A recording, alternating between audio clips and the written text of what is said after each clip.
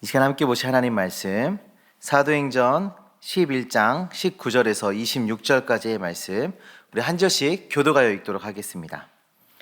그때 스데반의 일로 일어난 환란으로 말미암아 흩어진 자들이 베니게와 구브로와 안디오까지 이르러 유대인에게만 말씀을 전하는데 그 중에 구브로와 구레네 몇 사람이 안디옥에 이르러 헬라인에게도 말하여 주 예수를 전파하니 주의 손이 그들과 함께 하심에 수많은 사람들이 믿고 주께 돌아오더라. 예루살렘 교회가 이 사람들의 소문을 듣고 바나바를 안디옥까지 보내니 그가 이르러 하나님의 은혜를 보고 기뻐하여 모든 사람에게 굳건한 마음으로 주와 함께 머물러 있으라 권하니 바나바는 착한 사람이요 성령과 믿음이 충만한 사람이라. 이에 큰 무리가 주께 더하여지더라. 바나바가 사울을 찾으러 다소에 가서 만남에 안디옥에 데리고 와서 모여 있어 큰 무리를 가르쳤고 제자들이 안디옥에서 비로소 그리스도인이라 일컬음을 받게 되었더라. 아멘. 오늘 우리가 읽은 이 본문의 말씀은 그 교회사적으로 매우 역사적인 내용이 담겨 있는 본문입니다. 왜냐하면 바로 최초의 이방인 교회가 세워지는 장면이기 때문입니다. 19절의 말씀을 보시면 그때라고 말씀이 시작되고 있어요. 우리 성도님들 보통 그때 이런 말은 언제 사용하시나요? 예를 들어 이렇게 사용하실 거예요. 한 A 권사님이 사무실에 들어오셨어요. 그래서 이런저런 이야기를 하고 있었습니다. 그때 그때 간사님께서 이런 말씀을 하셨은즉 막 이렇게 그때는 그런 상황에 보통 사용을 해요. 그렇죠? 그런데 오늘 본문에 나오는 이 그때는 그렇게 짧은 시간의 어떤 흐름 속에서 그때를 지목하고 있는 것이 아니라 굉장히 긴 시간 속의 한 때를 이야기하고 있습니다. 우리말로 번역되어지는 과정에서 그때라고 번역이 된 것이고 원래 의미를 따져보면 시간이 지난 후에 라고 보는 것이 조금 더 그 시간적 흐름에 좀 더 맞습니다. 왜냐하면 18절하고 19절의 그 한 구절 사이에 그 본문의 그 사이에 시간이 적게는 12년, 길게는 15년의 시간이 흘렀기 때문이죠. 스데반 집사님이 순교하신 일이 있은 후에 교인들이 흩어집니다. 그리고 안디옥 교회가 세워집니다. 그 사이가 약 12년 혹은 길게 잡으면 15년의 시간이 있는 것이죠. 스데반 집사님의 그 사건 기억하시지요? 그 사울을 필두로 한 교회를 핍박하는 자들이 스데반 집사님을 핍박했고 또 순교하셨습니다. 또 그 사건으로 인해서 교인들이 흩어지게 되죠. 이 장면이 사도행전 8장 1절부터 4절까지의 말씀에서 우리가 살펴볼 수 있는데 한번 다 같이 보도록 하겠습니다. 사울은 그가 죽임당함을 마땅히 여기더라. 그날에 예루살렘에 있는 교회에 큰 박해가 있어 사도 외에는 다 유대와 사마리아 모든 땅으로 흩어지니라. 경건한 사람들이 스데반을 장사하고 위하여 크게 울더라. 사울이 교회를 잔멸할새 각 집에 들어가 남녀를 끌어다가 옥에 넘기니라. 그 흩어진 사람들이 두루 다니며 복음의 말씀을 전할새. 그 흩어짐의 사건으로 어떤 일들이 일어나요? 흩어져요. 그리고 두루 다니며 복음을 전합니다. 복음의 확장이 일어난 거예요. 그런데 그 복음의 확장 안에는 한계가 있었습니다. 오늘 본문 19절의 말씀을 보시면 유대인에게만 말씀을 전하는데 유대인에게만 말씀을 전하고 있었습니다. 유대인 그리스도인이 열방으로 흩어진 다음에 그 열방으로 흩어진 후에 유대인들에게만 복음을 전하고 있었던 거예요. 그게 지금 12년, 길게 잡으면 15년 동안에 있었던 사건입니다. 그런데 그때 언제인가요? 약 12년의 시간이 흐른 후에 하나님께서 정하신 그때에 헬라인에게도 복음이 전해지기 시작합니다. 복음은 유대인의 것이라고 생각했던 그런 생각이 강렬하게 자리 잡았던 그 10여 년의 시간이 흐른 후에 복음은 유대인의 것이라고 생각했던 그 생각이 여전히 작동되고 있던 그때에 몇 사람에 의해서 복음이 이방인에게도 흘러가기 시작한 것입니다. 자, 그리고 21절 말씀입니다. 우리 오늘 본문 21절의 말씀을 다 같이 보도록 하겠습니다. 주의 손이 그들과 함께 하심에 수많은 사람들이 믿고 주께 돌아오더라. 아멘. 아멘입니다. 주의 손이 그들과 함께 하심에, 복음을 전하는 자들에게 주의 손이 함께 하셨습니다. 하나님께서 그 일을 주도하고 계십니다. 느껴지십니까? 이방인에게도 복음이 전해지는, 몇몇 사람을 통해서 복음이 이방인들에게도 전해지는 그 사건 속에 주의 손이 함께하고 계신 거예요. 오늘 본문 이전에 어떤 일들이 있었습니까? 이 고넬료라 하는 백부장에게 복음이 전해졌습니다. 그리고 또 이방인들이 성령을 체험한 장면들이 오늘 본문 이전에 있었어요. 그리고 베드로가 예루살렘 교회에 보고합니다. 야, 이런 일들이 있었어. 이방인에게 복음을 전했는데 그들도 성령을 체험하더라 하고 선교 보고를 지금 한 거죠. 그렇죠? 그 18절의 말씀을 보시면 이런 말씀이 있어요. 그들이 이 말을 듣고 잠잠하여 하나님께 영광을 돌려 이르되 그러면 하나님께서 이방인에게도 생명 얻는 회개를 주셨도다 하니라. 이방인에게도 변화되는 역사를 지금 보고 함께 고백한 겁니다. 이방인들에게도 복음이 필요하고 이방인들도 생명을 얻을 자들임을 고백하는 사건이 일어난 거예요. 그런데 이러한 사건이 있은 후에도 유대인들이 이방인 그리스도인들을 인정하기까지가 한 12년, 오랜 시간이 필요했던 것입니다. 하나님께서는 복음을 전할 일꾼을 세우시고 또 교회 안에 그들을 인정하고 받아들이고 함께 사역할 수 있는, 함께 예배할 수 있는 그 토대를 닦으시는 그 작업을 12년이라는 시간 동안 하신 후에 그때에 이런 일들이, 놀라운 부흥의 역사가 지금 일어나고 있는 것입니다. 우리는 참 많은 계획을 해요. 우리 안에 참 많은 계획들이 있어요. 그리고 때로는 그 계획의 주도권이 나라고 생각합니다. 그러나 그 계획과 그 계획 안에 일하시는 분은 하나님이신 것이죠. 우리는 그것을 인정해야 합니다. 지금 우리가 계획하고 있는 것이 무엇이 있습니까? 우리가 기대하고 있는 것이 무엇이 있습니까? 성도님들, 나의 계획에, 나의 열심에 기대하는 것이 아니라 그 계획을 갖게 하신 그 하나님을 기대하시길 바랍니다. 내 계획 안에서 역사하실 그 하나님을 기대하시고 그 하나님께 기도하며 나아가시기를 간절히 소망합니다. 이렇게 하나님의 역사하심으로 안디옥 교회가 세워지고 부흥의 역사가 일어났습니다. 그리고 이 부흥의 소식이 예루살렘 교회에 전달되었습니다. 부흥을 경험한 예루살렘 교회가 어떻게 반응했습니까? 바나바를 안디옥 교회로 파송합니다.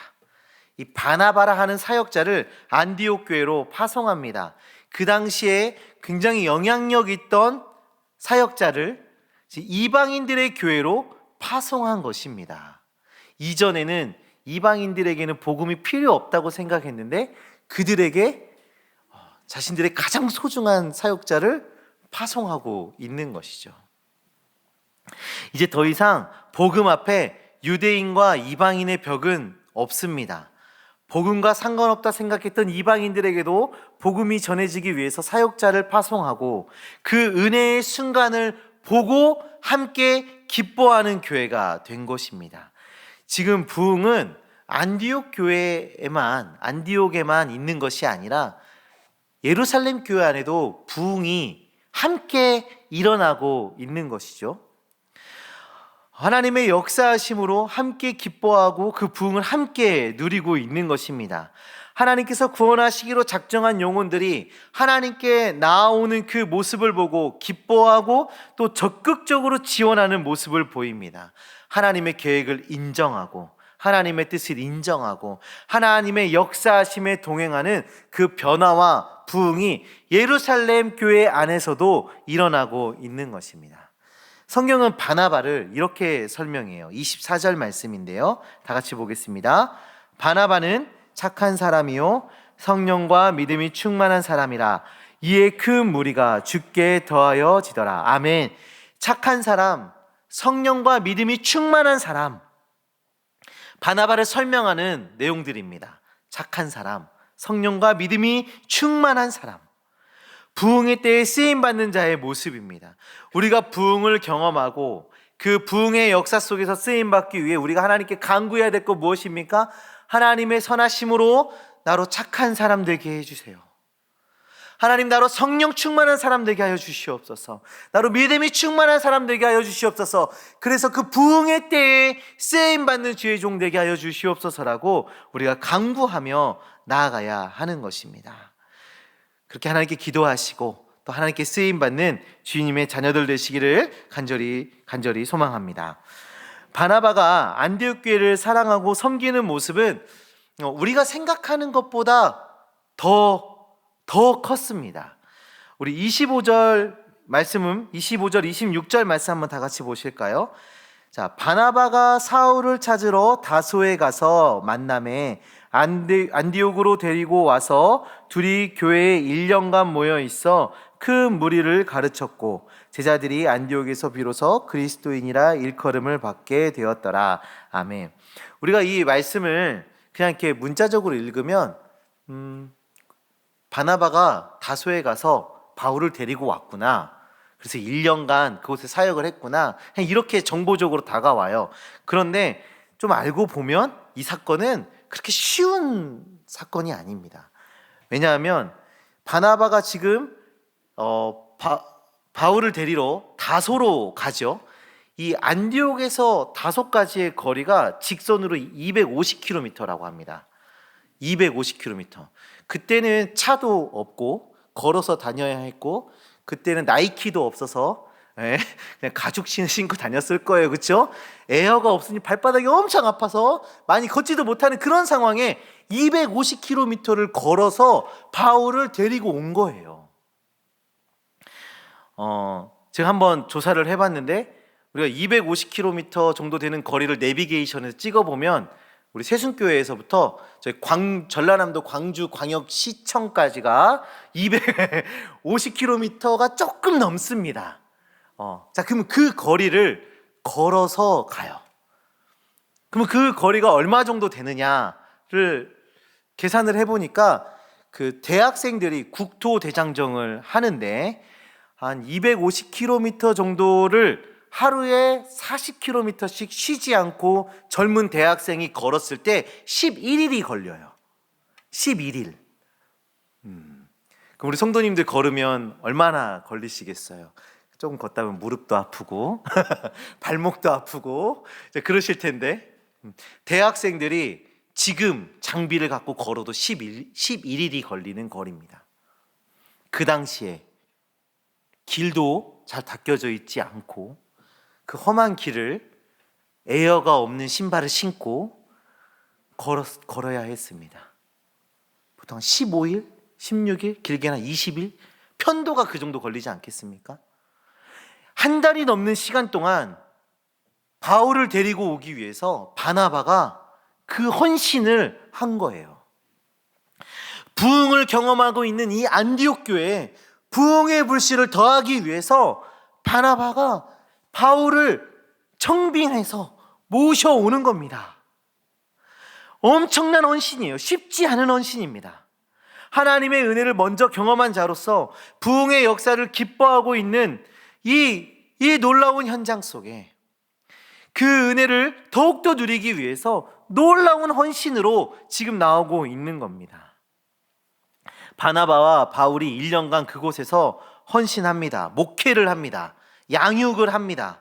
그래서 그 부흥이 이어지는데 우리 26절의 말씀을 보시면 안디옥에서 비로소 그리스도인이라 일컬음을 받게 되었더라. 아멘. 안디옥 교인들이 그리스도인이라고 이름 붙여지기 시작한 겁니다. 이 그리스도인이라는 단어가 그리스도와 추종자라는 단어가 합해져서 만들어진 단어예요. 그러니까 그리스도를 추종하는 자.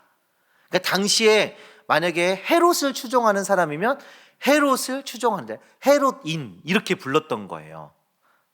딱 이렇게 비유를 하니까 이 그리스도인이라는 단어가 그렇게 칭찬 같지는 않습니다. 그렇죠? 그리스도를 추종하는 자. 약간 별명 같기도 하고 또는 경멸하는 듯한 용어로 이 그리스도인이라는 단어를 사용하고 있는데, 그런데 우리가 여기에서 분명히 확인할 수 있는 것은 있어요. 그리스도인이라고 불리는 것은 그들의 정체성이 달라졌다라는 것은 우리가 분명하게 확인할 수가 있습니다. 이 사람들이 세상 사람들과 똑같이 살아가는 것이 아니라 성도로서 정체성이 바뀌어서 새로운 삶을 지금 살아가고 있는 거예요. 남들과 구별된 삶을 지금 살아가고 있는 것입니다. 은혜를 경험하고 부흥을 경험한 자들에게 이러한 변화가 일어나야 하는 것입니다. 하나님의 사람으로서 그 정체성을 드러내야 하는 것이죠. 세상과 다른 모습을 보이며 살아가야 하는 것입니다. 사랑하는 성도님들, 우리는 그리스도인으로 살아가고 있습니까? 세상에 그 그리스도인의 성도의 정체성을 드러내며 살아가고 계십니까? 세상과 같은 기준으로 살아가고 세상과 같은 생활 방식을 선택하고 살아가고 있지 않은지 우리의 삶을 한번 점검해 봤으면 좋겠습니다. 그리스도인이라는 이름을 받고 그 이름을 감당하며 살아가는 주님의 자녀들 되시기를 간절히 소망합니다. 안디옥 교회는 너무나도 큰 은혜와 사랑을 받았어요. 그렇죠? 이방인이었어요. 멸시받는 이방인들이 그 예루살렘 교회의 적극적인 지원과 또 유대인들의 헌신을 통하여서 그 교회가 든든히 세워져 갑니다. 이 안디옥 교회는 일방적으로 사랑을 받는 것으로 끝나지 않았어요. 안디옥 교회는 이제 27절 이하의 모습을 보시면 이제 안디옥 교회가 어떻게 또 그 사랑을 다시 돌려주고 있는지가 나오는데, 27절 이하의 말씀을 보시면 아가보라 하는 선지자가 앞으로 큰 흉년이 있을 것이다 라는 예언을 합니다. 그리고 그 아가보 선지자의 말처럼 흉년이 왔습니다. 사실 이 팔레스타인 지방에서 흉년은 그리 놀라운 일도 아니에요. 보통 2년에 한 번꼴로 흉년이 온다 생각하면 됩니다. 흉년이 비일비재한 거예요. 그렇게 특별한 사건도 아니고 힘든 일도 아니에요. 그냥 항상 겪어왔던 일인 거예요. 항상. 이번에 저희가 몽골에 갔지 않습니까? 대부분 날씨가 평상시보다는 따뜻했다고들 하세요. 근데 하루는 저희가 잠깐 밖에서 그 찬바람을 이렇게 쐈습니다. 제가 느껴지기에 그 찬바람이 너무 날카롭게 느껴졌어요. 그래서 이렇게 살을 칼로 이렇게 베는 것처럼 그 날카로운 찬바람 경험해 보셨습니까? 약간 그런 바람이었어요. 그래서 제가 차에 타자마자 그 몽골인 전도사님에게 전도사님, 날씨가 너무 추워요. 바람이 너무 날카로운 것 같아요. 막 이런 얘기를 했어요. 근데 그 전도사님 너무나 태연하게 그래요? 그러시면서 하시는 말씀이 몽골이 참 많이 따뜻해졌어요. 몽골에도 봄이 왔습니다 라고 저에게 얘기하셨어요. 저는 너무 추웠어요. 그때가 영하 14도였어요. 너무 저에겐 추운 날씨였는데 봄이 왔어요. 그분들에게는 이 정도 추위는요 너무 익숙한 거거든요. 이거 막 무서워하고 두려워하고 고통스러워할 추위가 아니에요. 저 같은 사람이나 고통스러운 추위지 그런 게 아니라는 거예요. 근데 지금 이 팔레스타인 지방에서 일어난 이 흉년, 그런 것 같은 거예요. 너무나도 익숙한 일.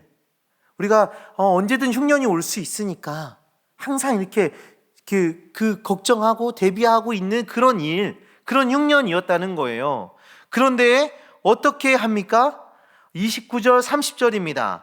제자들이 각각 그 힘대로 유대에 사는 형제들에게 부조를 보내기로 작정하고 이를 실행하여 바나바와 사울의 손으로 장로들에게 보내니라. 아멘. 해마다 일어나는 그 흉년 때문에 지금 이 안디옥 교회 성도들의 그 마음이 움직인 겁니다. 그러니까 우리가 일상적으로 겪고 있는 그 일 때문에 그 마음이 움직인 거예요. 흉년으로 고통받고 있는 이스라엘 예루살렘 교인들에게 헌금을 합니다. 마음이 움직여서. 당연한 일로 그냥 일상으로 여기는 것이 아니라 그들의 아픔에 공감하고 그들의 어려움에 공감하여 그들을 섬기기로 작정한 것입니다.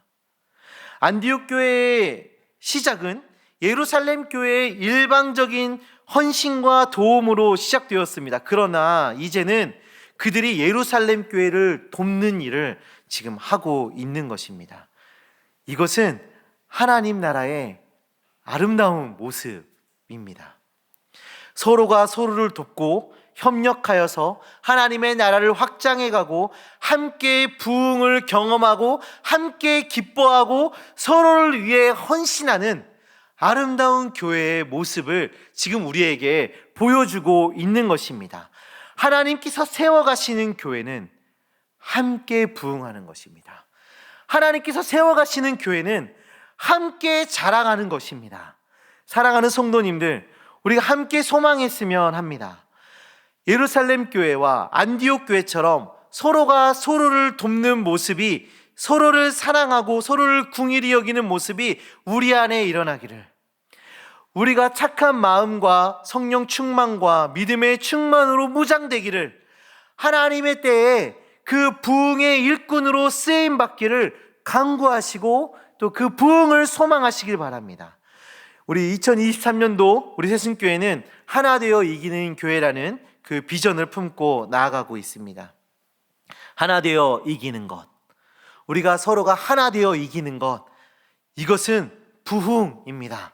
우리가 서로가 한 사람 한 사람이 경험하는 그 부흥이 서로가 서로를 돕고 그 은혜를 나누고 서로 섬기며 믿음의 승리로 나아가는 우리 새순교회 모든 성도님들 되시기를 주님의 이름으로 축원합니다. 우리